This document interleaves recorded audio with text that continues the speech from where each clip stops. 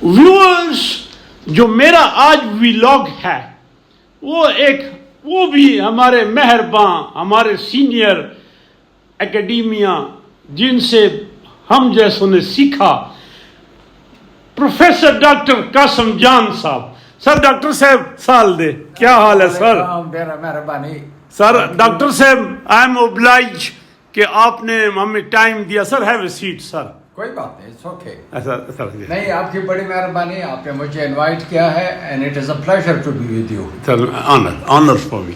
Sir, have a seat sir.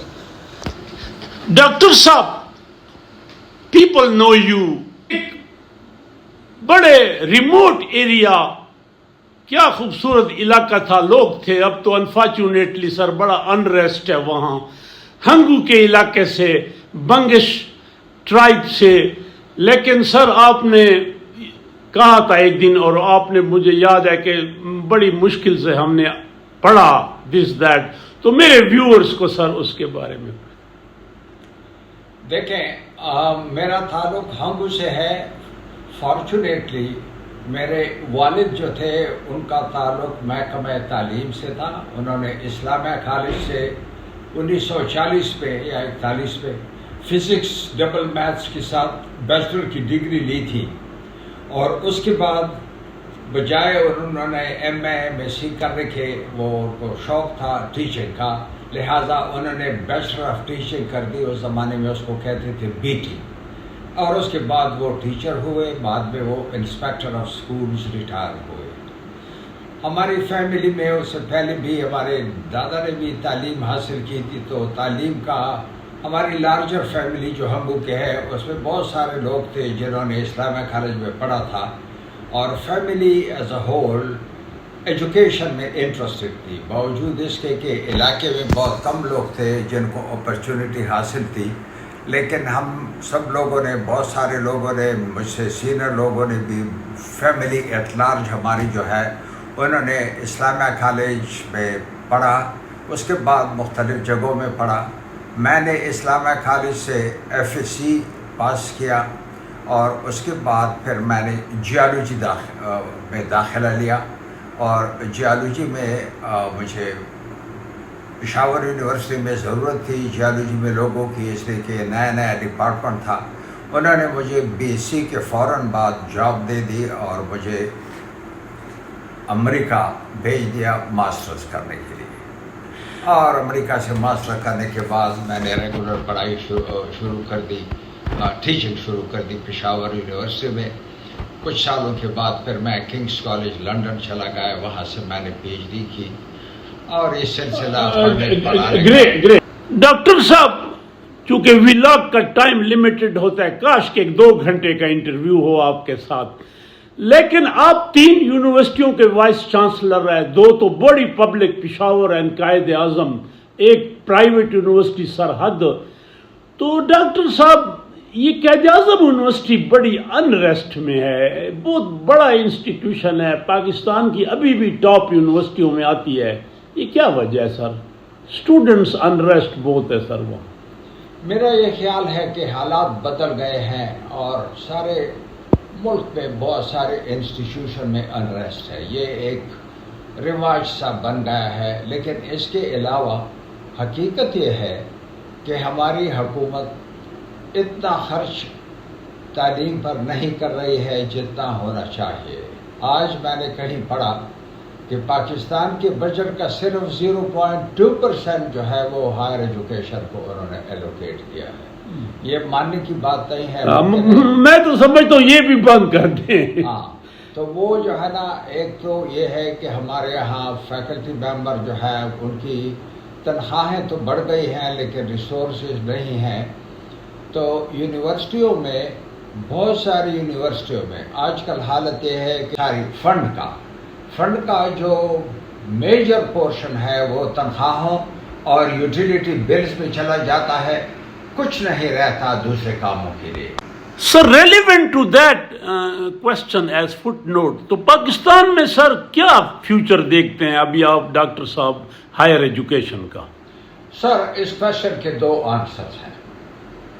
اگر آپ مجھے کہیں کہ ہائر ایجوکیشن کی کوالٹی کا آپ کیسے دیکھ رہے ہیں تو اس کا جواب یہ ہوگا کہ ہم we are not doing as well as we should.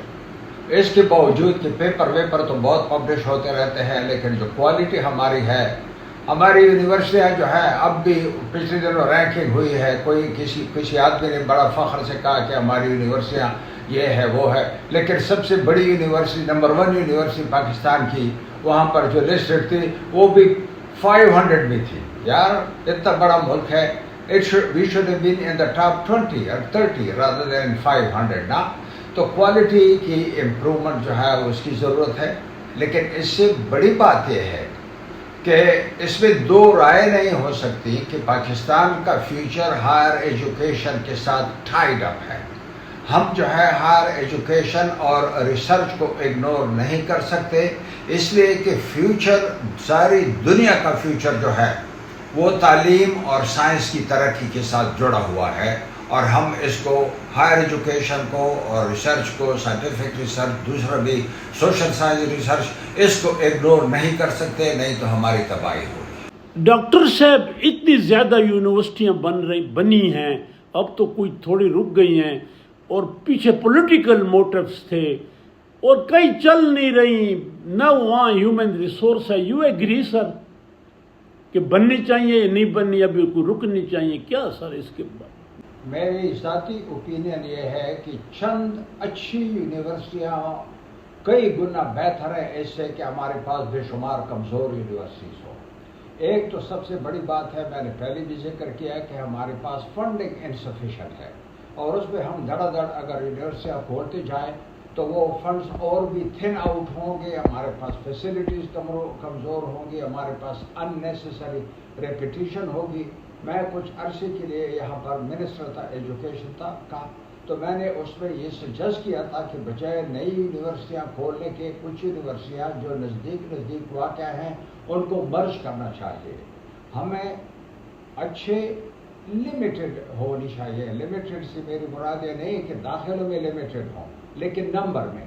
اس میں کوئی سینس نہیں ہے کہ 15 کلومیٹر پر ایک یونیورسٹی ہو، ہر 15 کلومیٹر پر ایک یونیورسٹی، یہ ہر ڈسٹرکٹ میں ہو یا ہر ڈسٹرکٹ میں. دیکھیں نا، میرا یہ خیال ہے کہ سارے صوبے کے لیے 10 یونیورسٹیاں کافی ہوں. ڈاکٹر صاحب اب میں آپ کے پرسنل پہ سوال کرتا ہوں. آپ ماشاءاللہ 81 ہیں، مجھ سے 11 سال بڑے ہیں، لیکن اب یاروں کے یار آپ نے کبھی کمپلیکس میں نہیں پڑھے. جب آپ وائس چانسلر تھے بھی لیکچراروں کی پاس بیٹھ جاتے تھے، وہ آپ کے پاس آتے تھے. آج کل تو میں دیکھتا ہوں وائس چانسلر پروفیسر سے نہیں ملتا، کہتا ہے پہلے ٹائم لو. دوسری بات یہ ہے سر، آپ ایکٹیو ہوتے ہیں. دیکھیں میں نے آج آپ کو چائے پہ بلایا، میں خود HEC گیسٹ ہاؤس میں ٹھہرا ہوں، آپ نے کہا میں آ جاتا ہوں. سر بڑی بات ہے. تو اور ماشاءاللہ خوش آپ ابھی بھی گھومتے اور ہائکنگ. تو یہ کیا راز ہے سر؟ یہ کہاں سے آپ نے سیکھا، یا یہ گر ہے سر جو ہم جیسے آپ سے اڈاپٹ کرتے ہیں؟ یار یہ ایگزسٹینشل فلاسفی ہے. To be is to do, یا to do is to be. میں انجوائے کرتا ہوں جیولوجیکل ریسرچ کو، اور میں ابھی تک بڑے ریگولرلی پبلیکیشن کرتا رہتا ہوں. مجھے خوشی ہوتی ہے اس سے میں جو ہے نا بہت ساری چیزیں ہیں جن میں پھر اپنے آپ کو انوالو نہیں کر سکتا. اکثر میں ریڈنگ کرتا رہتا ہوں. لوگ ہیں، دوستوں سے ملنا یہ ضروری ہے، اس لیے کہ at the end of the day خوش لوگ وہی رہتے ہیں جن کے دوست ہوں. جو آئسولیٹ ہو جاتے ہیں، اکیلے ہو جاتے ہیں، کام نہیں ہوتا ان کا، تو وہ ان کے لیے پھر جو ہے نا زندگی اتنی پلیزنٹ نہیں رہتی. تو سچی بات یہ ہے کہ میں نے اپنی زندگی کو خوش رکھنے کے لیے یہ اڈاپٹ کیا ہے کہ اپنے دوستوں کے ساتھ تعلق اچھا رکھو. کبھی کبھی ان سے ملاقات بہت اچھی یادیں لاتی ہے، اور اپنے ڈسپلن میں ہیویلی انگیج ہوں، اس لیے کہ اس سے مجھے خوشی ملتی ہے. میرا اب بھی جب کوئی پیپر پبلش ہوتا ہے تو مجھے بہت خوشی ہوتی ہے. تو یہ جو ہے نا، یہ میری جو میں کر رہا ہوں، میں اپنی خوشی کے لیے اور اپنی صحت کو اچھا رکھنے کے لیے کر رہا ہوں. ڈاکٹر صاحب ایک ٹچی سوال ہے. میں بھی 2 دفعہ اسی سرچ کمیٹی کا کے تھرو وائس چانسلر بنا پنجاب میں اور پختونخوا میں. آپ ممبر رہے ہیں بہت سی, یہ جو وائس چانسلر کی سرچ کمیٹی ہے, لیکن میں سمجھتا ہوں کہ ان کو ہیڈ ہنٹنگ کرنی چاہیے, ان کو سوٹیبل بندہ دے. اب یہاں تو الف سے لے کے یہ تک انٹرویو شروع ہو جاتے ہیں, 3 منٹ سے لے کے 20 منٹ کا انٹرویو. جی سر. دیکھیں, میں ذاتی طور پر آپ سے کافی حد تک اتفاق کرتا ہوں کہ سرچ کمیٹی کا کام ہیڈ ہنٹنگ ہونا چاہیے, اور وہ چند ایک لوگ جن پر ان کا کانفیڈنس ہو کہ وہ اچھی پرفارمنس ہے ان کی یا ہوگی اس جاب میں, ان کو اگر یہ کر دیں تو یہ ایک سپیریئر طریقہ ہے. بدقسمتی سے کچھ لوگ یہ کہتے ہیں کہ لوگ دور دراز ہوتے ہیں وہ نظر انداز ہو جاتے ہیں, اور جو نزدیک ہوتے ہیں سینٹرلی لوکیٹڈ ہوتے ہیں ان کو اپرچونٹی زیادہ ہے, لہٰذا آپ ایڈورٹائز کیا کریں. اگر ایڈورٹائزمنٹ ہے بھی, میں پھر بھی سمجھتا ہوں کہ یہ 200 300 لوگوں کا انٹرویو جو ہے یہ نہیں ہونا چاہیے. ڈاکٹر صاحب, ہمارے ینگ جنریشن کو کیا میسج دیں گے؟ یہ سوال میں ہر ایک سے کرتا ہوں. سمپل نہیں ہے, اس کے چند ایک پہلو ہیں. سب سے امپورٹنٹ چیز یہ ہے کہ ینگ جنریشنز کو میں یہ میسج دوں گا کہ the world belongs to them. We are a passive face. They are going to take over. ان پر بہت بڑی رسپانسبلٹیز آنے والی ہیں, اور ان رسپانسبلٹیز کو انہوں نے اپنے آپ کو تیار کرنا ہوگا. They should be well qualified, well educated. They should be hard working. They should have no prejudices. آپس میں جو ہے نا جھگڑے وغیرہ, کیونکہ میں نے ہمیشہ یہ میری ایک کوٹیشن ہے پرسنل کہ لڑائی جھگڑے جو ہیں وہ پروڈکٹیوٹی کے کلرز ہوتے ہیں. جب بھی جو ہے نا لڑائی جھگڑے ہوتے ہیں لوگ ان پروڈکٹیو ہو جاتے ہیں, ان کی انرجیز دوسری چیزوں میں جاتی ہے. Hard work, mutual collaboration, friendly way میں جو ہے نا چیزوں کو کرنا, اور بھروسہ رکھنا کہ ہم نے جو ہے نا اس today lucky day for me. جو میرے پسندیدہ ہیں ہمارے سینئر, ان میں ایک ڈاکٹر قاسم جان صاحب ہے, اور بڑے عرصے بعد ان سے میری ملاقات ہوئی. تو as he said out of his experience کہ یہ جو ریپڈ یونیورسٹیاں بن رہی ہیں اور یہ جو not very advisable, and government should pay more to the cause of education. وہ میری ایک humble saying ہے, now at the cost of more or less every month repetition, nations are built and destroyed in classrooms. اگر ہم defence پہ جتنا لگاتے ہیں اس کا 1/4 بھی لگائیں ایجوکیشن پہ, I personally believe we will be more progressive and more secure.